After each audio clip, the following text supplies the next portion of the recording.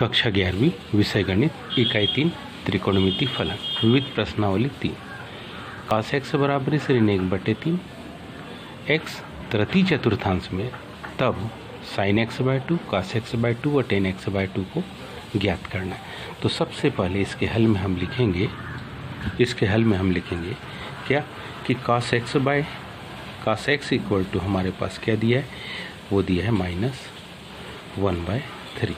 और हम में से सब क्या जानते हैं, कि यदि cos x हो तो इसको हम दो प्रकार से लिख सकते हैं।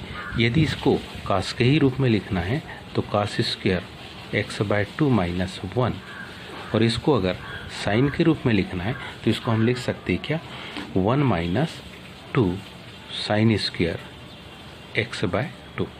इसी फार्मूले की सहायता से हम cos x/2 और sin x/2 की वैल्यू निकालेंगे। तो सबसे पहले हम cos x/2 की वैल्यू निकालेंगे।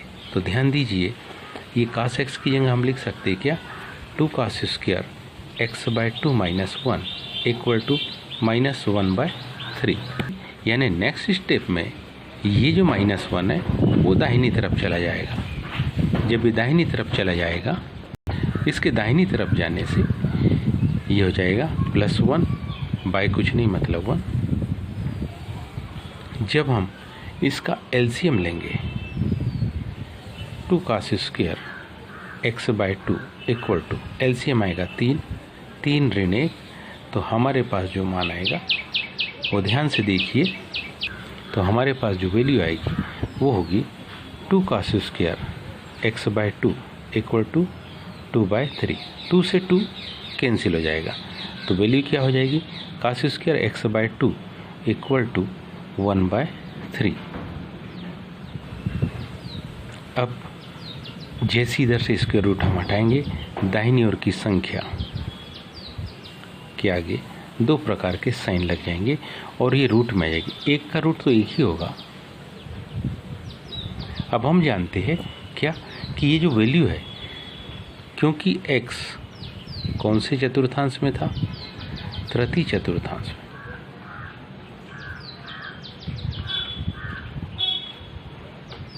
क्योंकि x तृतीय चतुर्थांश में है,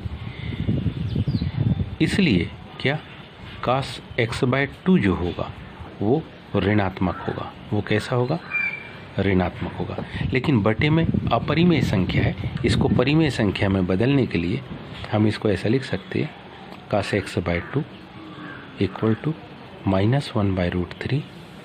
कर्णी 3 का सरलतम परिमेयकारी गुणक कर्णी 3 है।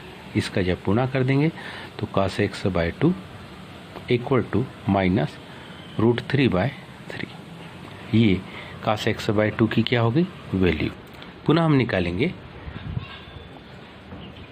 क्योंकि हम जानते हैं cos x इक्वल टू -1/3, क्योंकि cos x इक्वल टू -1/3 और cos की ही वैल्यू अपने को पता है, cos की ही वैल्यू हमको पता है कि cos x equal to 1 - 2 sin square x/2। Means इसको हम cos के स्थान पर रख सकते हैं, तो ये हो जाएगा क्या, 1 - 2 sin square x/2 equal to -1/3। थोड़ी देर के लिए सोचो कि इसको हम राइट साइड ले जाए, इसको लेफ्ट ले आए, तो क्या हो जाएगा, 1 प्लस ये जाएगा 1/3 equal to 2 sin square x/2। LCM 3 और 1 4/3। अब इसको हम लेफ्ट राइट इस प्रकार से ट्रांसफ़र कर सकते हैं। इक्वल टू क्या आ गया, 4/3। ये आ गया हमारे पास क्या, 4/3। अब ये 2 से यदि हम 2 से अगर डिवाइड कर दे तो 2 से 2 कट जाएगा, तो वैल्यू हो जाएगी sin square x/2 equal to 2/3। अब इधर स्क्वायर रूट लेंगे तो इधर दोनों की दोनों वैल्यू रूट के अंदर आ जाएगी और आगे दो प्रकार के चिन्ह लग जाएंगे, प्लस माइनस √2/√3। अब फिर से हम लिखेंगे क्या कि यहाँ पर जो cos है, क्योंकि यहाँ जो x है वो कौन से तृतीय चतुर्थांश में।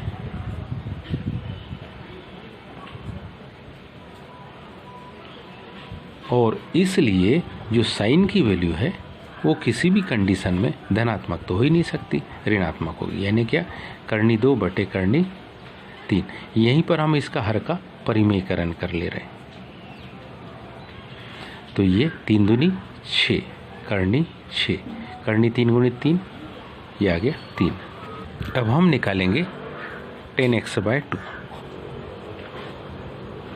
10x/2 को निकालना मतलब sin x/2 में cos x/2 की वैल्यू का डिवाइड कर देना। मतलब क्या, -√6/3 में डिवाइड कर देना cos x/2 की वैल्यू को। तो cos x/2 की जो वैल्यू है उसको ध्यान से देखें तो वह है -√3/3। वो वैल्यू है हमारे पास क्या, -√3/3। तो ये हो जाएगी क्या, माइनस पलट के क्या हो जाएगी ये 3/√3।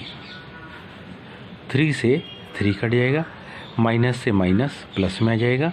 √3 से 6 कितने बार, √2 टाइम्स।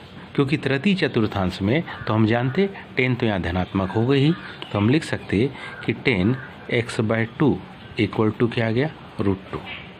तो हमारे पास सबके आंसर आ गए क्या, sin x/2 की जो वैल्यू है, sin x/2 की जो वैल्यू है हमारे पास वो क्या आई, -√6/3।